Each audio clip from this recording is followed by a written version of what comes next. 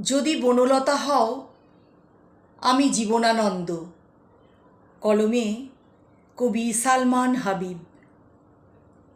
তুমি শাড়ি পরে খোলা চুলে সামনে দাঁড়ালে কখনোই কবিতা না লেখা আমিটাও মনে মনে হয়ে উঠি পুরোদস্তুর কবি।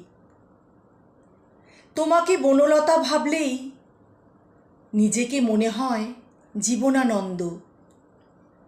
যে কোনো সবুজ ঘাসের দেশ দেখলেই মনে হয় তোমার চোখে দেখা দারুচিনি দ্বীপ। আমি ক্লান্ত প্রাণ, তুমি সেই চোখ তোলা পাখির নীড়। আমার নিরাসক্ত জীবনে তুমি সেই আগ্রহ অধীর। আমি সিংহল সমুদ্র, তুমি সেই নিশীথের অন্ধকার। ঘুরে ফিরে আমি সেই তোমাতেই ফিরে আসি আবার।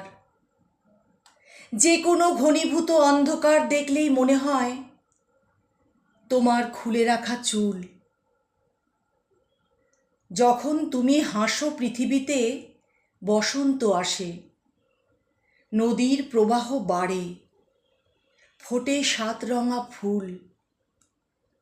তুমি আয়োজনরত পাণ্ডুলিপি, আমি সেই নিভে যাওয়া ধ্যান।